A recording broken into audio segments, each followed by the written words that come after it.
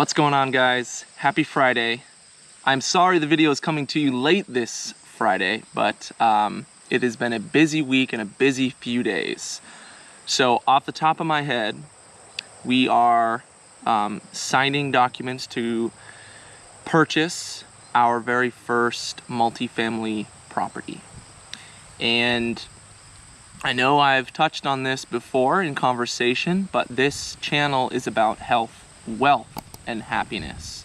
And as we expand what we're talking about and what we're doing and time goes on, you're gonna see that at least I'm trying to live what I'm talking and what I'm sharing here.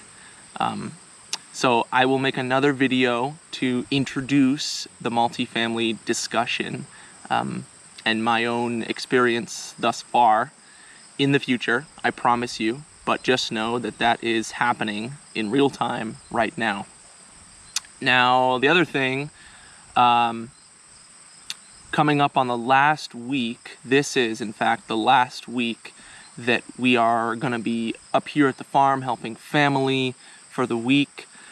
And it's a good relief to have the schedule go back to a more consistent Saturday through Sunday type rotation where we're not back and forth doing so much traveling. Meg will be starting school again. For those of you who don't know, my wife is a 4th grade teacher and she will be starting school soon. So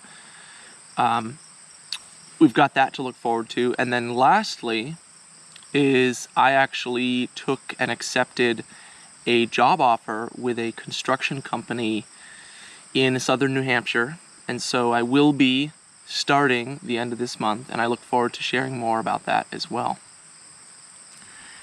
So let's get to the video topic of today.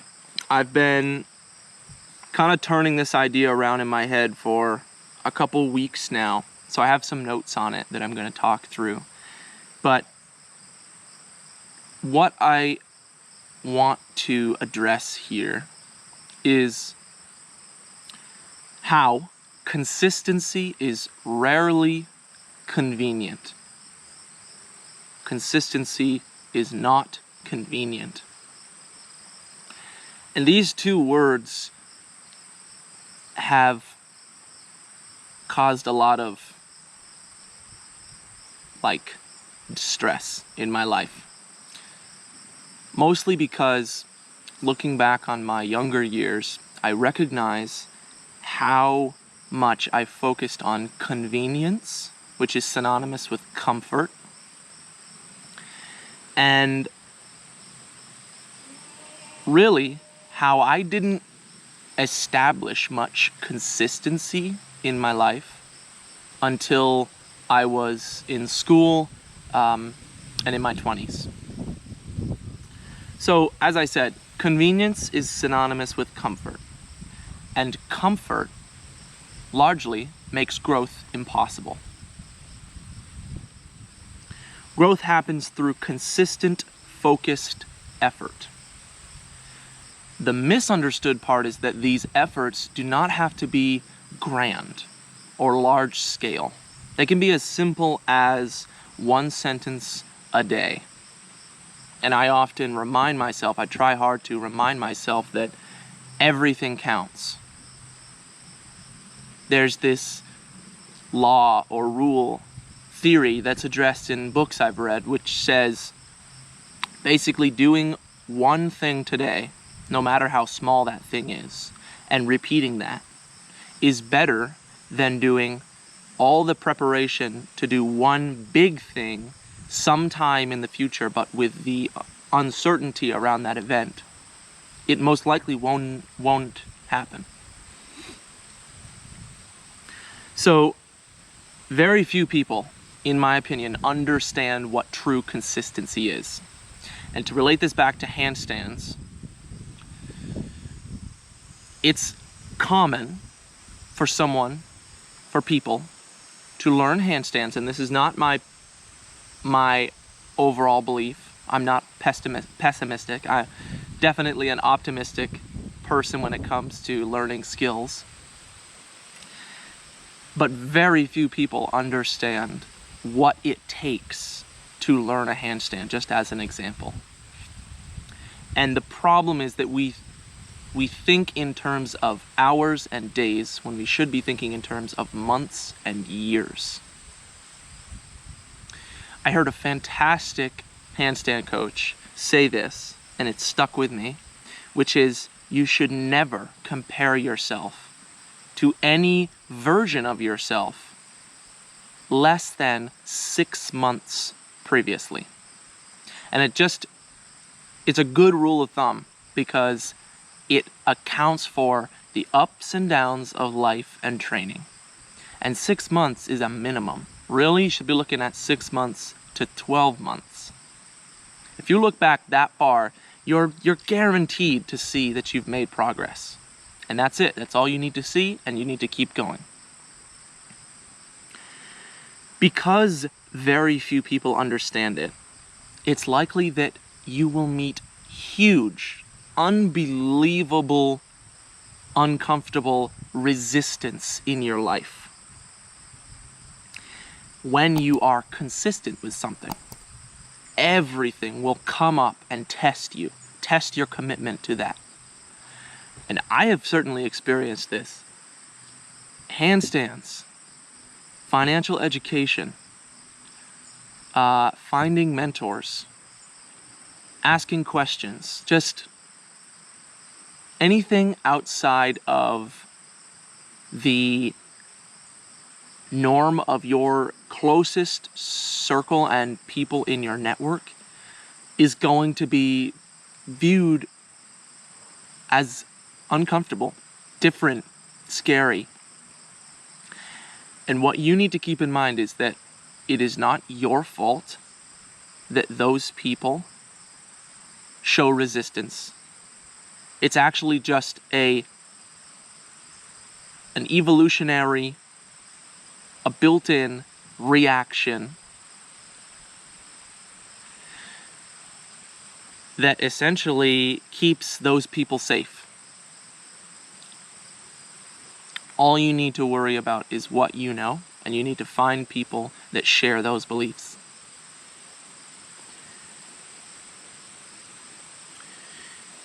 And I think that is why consistency is often viewed as a lonely path, because it can be lonely. I know that I have really fallen out of touch with just about everyone in my life who didn't share the same views. And it's funny, when you really sit down and ask yourself why that is, I can't identify any urge to be social with people who are not interested in bettering themselves, continually learning. Hope the wind isn't too bad. And the unfortunate part is that sometimes those people are really close to you, or at least you have grown up that way, maybe, and you just have to keep a finger on the pulse of the people who you want to keep in your life, but you know you need to not have too much of. And then the flip side of the coin is that loneliness is temporary. Remember that. Loneliness is only your experience on the path to the place where you have established yourself with a group of people who are like-minded. The thing that isn't lonely is that if you don't go after what you want, if you don't decide to be consistent in anything, you will likely live life with regrets, and regrets are permanent. I wrote this down because it makes me chuckle.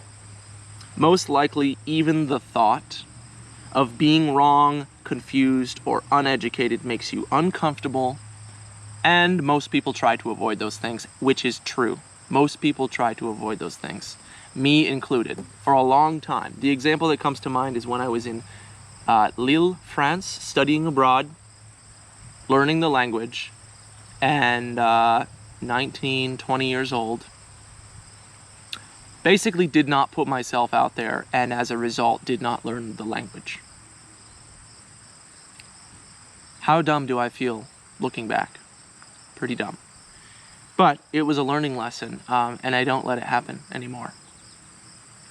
My camera's gonna die here, so I might have to pick this up after. All right, got my battery. So let's get back to it. As I was saying, confusion, discomfort, being wrong, potentially facing the prospect of having to re-educate yourself in a new subject matter, it all makes you uncomfortable. It all makes me uncomfortable. And I,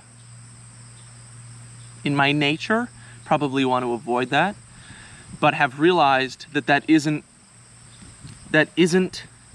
supportive of what I keep telling myself that I want. And I've had this massive gap and realization, and I believe this is what's technically deemed cognitive dissonance,